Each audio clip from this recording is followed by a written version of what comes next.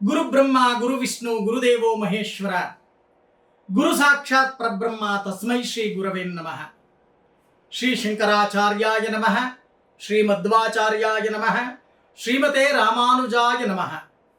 ಮನುಷ್ಯನ ಜೀವನದಲ್ಲಿ ಜಾತಕ ಹೇಳುತ್ತೆ ಗುರುಬಲ ಅತ್ಯವಶ್ಯಕ. ಗುರುಬಲವನ್ನು ಕಳ್ಕೊಳ್ತಕ್ಕಂಥವನು ಬ್ಯಾಕ್ ಗ್ರೌಂಡ್ ಸಪೋರ್ಟ್ ಅನ್ನು ಕಳ್ಕೊಂಡಾಗೆ ಅಂತ ಅಭಿಪ್ರಾಯವನ್ನ ಪಡ್ತೀವಿ ಜ್ಯೋತಿಷ್ಯರು. 12 ರಾಶಿಯವರನ್ನ ಲೆಕ್ಕಾಚಾರವನ್ನ ನಾವು ಮಾಡಿದಾಗ ಗುರುಬಲ ಕೆಲ ರಾಶಿಗಳಿಗೆ ಇರುತ್ತೆ, ಕೆಲ ರಾಶಿಗಳಿಗೆ ಇರೋದೇ ಇಲ್ಲ. ಯಾವಾಗ ಗುರುಬಲವನ್ನ ಕಳ್ಕೋತಾರೋ ಆಗ ನಾನಾ ರೀತಿಯ ಸಮಸ್ಯೆಗಳು ಅಂತಕ್ಕಂಥದ್ದು ಉತ್ಪತ್ತಿಯಾಗತ್ತೆ. ಹಾಗೆ ಇದೇ ಮೇ 14ನೇ ತಾರೀಕು ಬುಧವಾರ ಮೃಗಶಿರ ನಕ್ಷತ್ರ 3ನೇ ಪಾದ ಮಿಥುನ ರಾಶಿಗೆ ಗುರು ಪ್ರವೇಶವನ್ನ ಮಾಡ್ತಾ ಇದ್ದಾರೆ. ಸ್ಥಾನ ಬದಲಾವಣೆ ಅಂತಕ್ಕಂಥದ್ದಾಗ್ತಾ ಇದೆ. ಆ ಸ್ಥಾನ ಬದಲಾವಣೆ ಅಂತಕ್ಕಂಥದ್ದಾದಾಗ ಕೆಲ ರಾಶಿಯವರಿಗೆ ನಷ್ಟಗಳು, ಕಷ್ಟಗಳು, ಲಾಭಗಳು, ಅನುಕೂಲಗಳು, ಸುಖ ಸಂತೋಷಗಳು ಗ್ರಹಚಾರ ಹೇಳುತ್ತೆ. ಹಾಗೆ ಲೆಕ್ಕಾಚಾರವನ್ನ ನಾವು ಮಾಡಿದಾಗ ಯಾವ ಯಾವ ರಾಶಿಗೆ ಗುರು ಅನುಕೂಲ ಅನಾನುಕೂಲ, ಯಾವ ರಾಶಿಗೆ ಶುಭ ಯಾವ ರಾಶಿಗೆ ಅಶುಭ ಅಂತಕ್ಕಂಥದ್ದನ್ನ ನಾವು ಲೆಕ್ಕಾಚಾರವನ್ನ ಮಾಡಿ ನೋಡಿದಾಗ ನೋಡಿ, ಮೊದಲಿಗೆ ಮೇಷ ರಾಶಿಗೆ ಗುರು ಅನರ್ಥವನ್ನ ಮಾಡ್ತಾನೆ. 3ನೇ ಮನೆಯ ಗುರು ಅನರ್ಥಗಳನ್ನ, ಮಾನಹಾನಿಗಳನ್ನ ಮಾಡ್ತಕ್ಕಂಥ ಸಾಧ್ಯತೆಗಳು ಹೆಚ್ಚಾಗಿ ಕಂಡು ಬರ್ತಾ ಇದೆ. ಇನ್ನು ವೃಷಭ ರಾಶಿಯವರೆಗೆ ಧನಲಾಭಗಳು. ಇಷ್ಟು ವರ್ಷ ಏನು 1 ವರ್ಷಗಳ ಕಾಲ ನಷ್ಟಗಳನ್ನು ಅನುಭವಿಸಿದ್ದೀರೋ ಗುರುವಿನಿಂದ ಧನಭಾವದಲ್ಲಿ ಗುರು ಅಂತಕ್ಕಂಥವರ ಸಂಚಾರವನ್ನ ಮಾಡ್ತಾರೆ. ಇನ್ನು ಮಿಥುನ ರಾಶಿಯವರಿಗೆ ಜನ್ಮದಲ್ಲೇ ಗುರು ಸ್ಥಾನ ಭ್ರಷ್ಟತ್ವವನ್ನ ಮಾಡ್ತಕ್ಕಂಥದ್ದು, ಇರ್ತಕ್ಕಂಥ ಜಾಗದಲ್ಲಿ ಹೆಸರನ್ನ ಹಾಳು ಮಾಡ್ತಕ್ಕಂಥದ್ದು, ಜೀವನದಲ್ಲಿ ಬ್ಲ್ಯಾಕ್ ಮಾರ್ಕ್ ಇರ್ತಕ್ಕಂಥ ಕೆಲಸವನ್ನ ಮಾಡ್ತಾರೆ ಗ್ರಹಚಾರ ದೋಷದಲ್ಲಿ ಗುರುಗ್ರಹ. ಇನ್ನು ಕಟಕ ರಾಶಿಯವರಿಗೆ ನಷ್ಟ. ಈ ನಷ್ಟದಲ್ಲಿ ಗುರು, ವ್ಯಯದಲ್ಲಿ ಗುರು ಇರ್ತಕ್ಕಂಥದ್ದನ್ನ ಕಳ್ಕೋಬೇಕಾಗತ್ತೆ ನೀವು. ಅದು ಏನೇ ಆಗಿರಬಹುದು, ಮಾನಹಾನಿ ಆಗಿರಬಹುದು, ಆಸ್ತಿ ಪಾಸ್ತಿಗಳಾಗಿರಬಹುದು, ಅಥವಾ ಕೌಟುಂಬಿಕ ತೊಂದರೆಗಳಿರಬಹುದು, ನಷ್ಟಗಳನ್ನ ಮಾಡಿಕೊಳ್ತಕ್ಕಂಥ ಸಾಧ್ಯತೆ. ಇನ್ನು ಸಿಂಹ ರಾಶಿಯವರಿಗೆ ಗುರು ಬಲ ಅಂತಕ್ಕಂಥದ್ದು ಬರುತ್ತೆ, ಲಾಭಗಳು ಅಂತಕ್ಕಂಥದ್ದು ಬರುತ್ತೆ, ಗುರುವಿನ ಬಲ ಅಂತಕ್ಕಂಥದ್ದು ಬರುತ್ತೆ. ಇನ್ನು ಕನ್ಯಾ ರಾಶಿಯವರಿಗೆ ದಶಮ ಸ್ಥಾನ ಗುರು.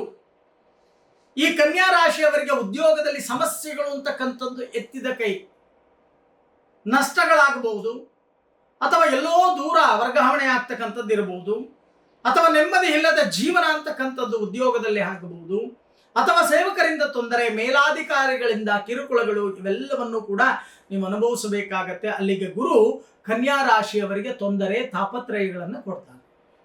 ಇನ್ನು ತುಲಾ ರಾಶಿಯವರಿಗೆ ಭಾಗ್ಯ ಸ್ಥಾನದಲ್ಲಿ ಗುರು, 9ನೇ ಮನೆಯಲ್ಲಿ ಗುರು.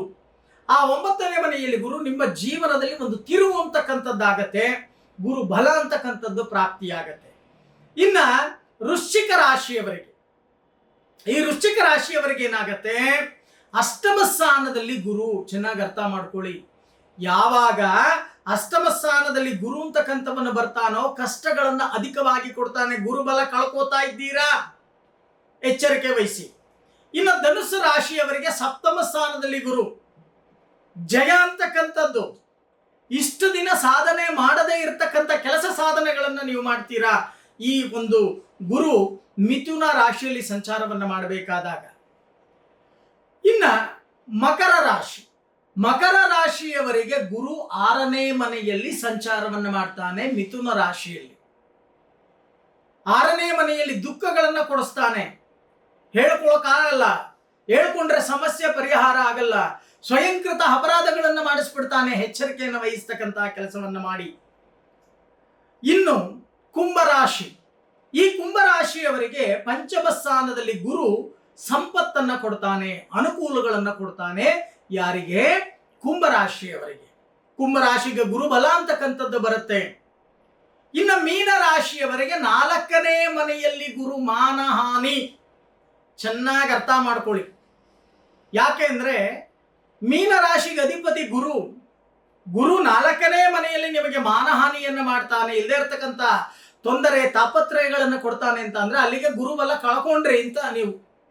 ಇಂಥ ಒಂದು ದ್ವಾದಶ ರಾಶಿಗಳಲ್ಲಿ ಇರ್ತಕ್ಕಂಥ ಗುರುವಿನ ಫಲವನ್ನು ನಾನು ಹೇಳಿದ್ದೇನೆ.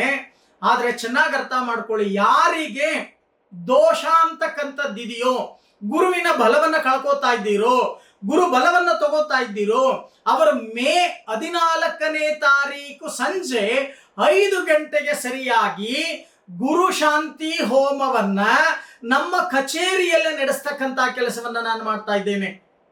ಈ ಗುರು ಶಾಂತಿ ಹೋಮಕ್ಕೆ ಭಾಗಿಯಾಗಿ, ಈ ಗುರು ಶಾಂತಿ ಹೋಮದಲ್ಲಿ ಭಾಗಿಯಾಗಿ ನೀವು ಚಣಕಧಾನ್ಯ, ಲೋಹ, ವಸ್ತ್ರಗಳನ್ನ ಕೃಷ್ಣಾರ್ಪಣವನ್ನ ಮಾಡಿ ದಾನವಾಗಿ ಕೊಟ್ಟು ಗುರುಗಳ ಪಾದ ಪೂಜೆಯನ್ನ ಮಾಡಿ ನಮಸ್ಕಾರವನ್ನ ಮಾಡಿ ಆ ಗುರು ಶಾಂತಿ ಹೋಮದ ರಕ್ಷೆಯನ್ನ ಪ್ರತಿನಿತ್ಯ ಹಣೆಯಲ್ಲಿ ಧರಿಸ್ಕೊಳ್ತಕ್ಕಂತಹ ಕೆಲಸವನ್ನ ಮಾಡಿ ಪ್ರತಿನಿತ್ಯ ಗುರು ಬ್ರಹ್ಮ ಗುರು ವಿಷ್ಣು ಗುರುದೇವೋ ಮಹೇಶ್ವರ ಗುರು ಸಾಕ್ಷಾತ್ ಪರಬ್ರಹ್ಮ ತಸ್ಮೈ ಶ್ರೀ ಗುರವೇ ನಮಃ ಈ ಮಂತ್ರವನ್ನ ಹೇಳ್ಕೋತಾ ಗುರು ಸಮಾನರಾಗಿರ್ತಕ್ಕಂಥವರಿಗೆ ನಮನವನ್ನ ಸಲ್ಲಿಸಿದ ವಿಧೇಯಕತೆಯಿಂದ ನೀವು ನಡೆಕೊಂಡಾಗ ಗುರು ಬಲ ಅಂತಕ್ಕಂಥದ್ದು ಯಾರು ಕಳ್ಕೊಂಡಿರ್ತೀರೋ ಗುರುವಿನ ಅನುಗ್ರಹ ಅಂತಕ್ಕಂಥದ್ದು ಸಿಗುತ್ತೆ ಅನ್ನೋದನ್ನ ಹೇಳುತ್ತೆ ನವಗ್ರಹ ಪುರಾಣ. ಈ ನವಗ್ರಹ ಪುರಾಣದಲ್ಲಿ ಯಾವ ಗ್ರಹದ ಬಲವನ್ನಾದರೂ ಕಳ್ಕೊಳ್ಳಿ, ಗುರುಬಲ ಮತ್ತೆ ಚಂದ್ರ ಬಲವನ್ನ ಕಳ್ಕೋಬೇಡಿ ಅಂತ ನವಗ್ರಹ ಪುರಾಣ ಹೇಳುತ್ತೆ. ಅದಕ್ಕೆ ಹೇಳೋದು ಈ ಗುರು ಶಾಂತಿ ಹೋಮ ಅಂತಕ್ಕಂಥದ್ದು ಏನಿದೆಯೋ ಈ ಗುರು ಶಾಂತಿ ಹೋಮವನ್ನ ಮತ್ತೊಮ್ಮೆ ಹೇಳ್ತಾ ಇದ್ದೀನಿ, ಮೇ 14ನೇ ತಾರೀಕು ಬುಧವಾರ ಸಂಜೆ 5 ಗಂಟೆಗೆ ಸರಿಯಾಗಿ ನಮ್ಮ ನಾಗವಾರದಲ್ಲಿ HBR ಲೇಔಟ್ ಟೆಲಿಕಾಂ ಲೇಔಟ್ ಅಲ್ಲಿ ಇರ್ತಕ್ಕಂಥ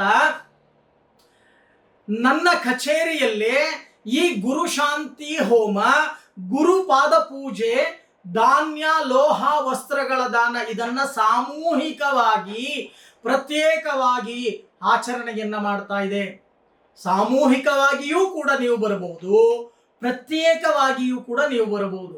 ಯಾರ್ಯಾರು ಗುರುಬಲವನ್ನು ಕಳ್ಕೊತಾ ಇದ್ದೀರೋ ಅವರು ಈ ಗುರು ಶಾಂತಿ ಹೋಮಕ್ಕೆ ಇಲ್ಲಿ ತೋರಿಸ್ತಕ್ಕಂಥ ನಂಬರನ್ನ ಗುರುತು ಮಾಡಿ ಫೋನ್ ಮಾಡಿ ನಿಮ್ಮ ಹೆಸರನ್ನ ಬರೆಸಿ, ನಿಮ್ಮ ಗೋತ್ರ, ನಕ್ಷತ್ರ, ನಿಮ್ಮ ರಾಶಿ ಯಾವುದು, ನಿಮಗೆ ಎಷ್ಟನೇ ಮನೆಯಲ್ಲಿ ಗುರು ಇದ್ದಾನೆ, ಏನಕ್ಕೋಸ್ಕರ ಗುರು ಶಾಂತಿಯನ್ನ ಮಾಡ್ತಾ ಇದ್ದೀರಾ, ಇವೆಲ್ಲವನ್ನು ಕೂಡ ಬರೆಸಿ ಆ ದಿನ 5 ಗಂಟೆಗೆ ಸರಿಯಾಗಿ ಬಂದು ಸಂಕಲ್ಪವನ್ನ ಮಹಾಸಂಕಲ್ಪವನ್ನ ಕೊಟ್ಟು ಆ ಹೋಮದಲ್ಲಿ ಭಾಗಿಯಾಗಿ ಕಡಲೆಕಾಳನ್ನ ನಿಮ್ಮ ಮುಷ್ಟಿಯಲ್ಲಿ ಹಿಡಿದು ಹೋಮಕ್ಕೆ ಅವಿಸ್ಸನ್ನ ಕೊಟ್ಟು ದೀರ್ಘದಾಂಡ ನಮಸ್ಕಾರವನ್ನ ಮಾಡಿ ಗುರುಗಳ ಪಾದ ಪೂಜೆಯನ್ನ ಮಾಡಿ ಚಣಕಧಾನ್ಯ, ಲೋಹ, ವಸ್ತ್ರಗಳನ್ನ ಕೃಷ್ಣಾರ್ಪಣವನ್ನ ಮಾಡಿ ದಾನವಾಗಿ ಕೊಟ್ಟಾಗ ಬರ್ತಕ್ಕಂಥ ತೊಂದರೆ ತಾಪತ್ರಯಗಳು 100ಕ್ಕೆ 60ರಿಂದ 70 ಭಾಗ ಕಮ್ಮಿ ಆಗತ್ತೆ ಅಂತ ಹೇಳುತ್ತೆ ನವಗ್ರಹ ಪುರಾಣ. ಇಂತಹ ಒಂದು ಗುರುಶಾಂತಿ ಹೋಮವನ್ನ ವಿಜೃಂಭಣೆಯಿಂದ ನಮ್ಮ ಕಚೇರಿಯಲ್ಲಿ ನಾಗವಾರದಲ್ಲಿ ಇರ್ತಕ್ಕಂಥ ನಮ್ಮ ಕಚೇರಿಯಲ್ಲಿ ಟೆಲಿಕಾಂ ಲೇಔಟ್ ಅಲ್ಲಿ ಆಚರಣೆಯನ್ನ ಮಾಡ್ತಾ ಇದ್ದೇವೆ. ಎಲ್ಲರೂ ಕೂಡ ಸೇರ್ಕೊಂಡು ಭಾಗಿಯಾಗ್ತಕ್ಕಂಥ ಕೆಲಸವನ್ನ ಮಾಡಿ ನಿಮಗೆಲ್ಲರಿಗೂ ಕೂಡ ಆ ಗುರುವಿನ ಅನುಗ್ರಹದಿಂದ ಆರೋಗ್ಯಭಾಗ್ಯ, ಸುಖ, ಸಂತೋಷ ಎಲ್ಲವೂ ಕೂಡ ಮಾಡ್ತಕ್ಕಂಥ ಕೆಲಸದಲ್ಲಿ ಬರ್ತಕ್ಕಂಥ ವಿಘ್ನಗಳ ನಿವಾರಣೆಯಾಗಲಿ, ಸುಖ ಜೀವನ ಅಂತಕ್ಕಂಥದ್ದು ಪ್ರಾಪ್ತಿಯಾಗಲಿ, ಧನ ಪ್ರಾಪ್ತಿ ಅಂತಕ್ಕಂಥದ್ದು ಪ್ರಾಪ್ತಿಯಾಗಲಿ, ಗುರುಗಳ ಒಳ್ಳೆಯ ಮಾರ್ಗದರ್ಶನ ನಿಮಗೆ ದೊರೆಯಲಿ ಅಂತ ಹೇಳಿ ನಾನು ಕೂಡ ಆ ಗುರುಗ್ರಹನನ್ನ ಪ್ರಾರ್ಥನೆಯನ್ನ ಮಾಡ್ತೀನಿ.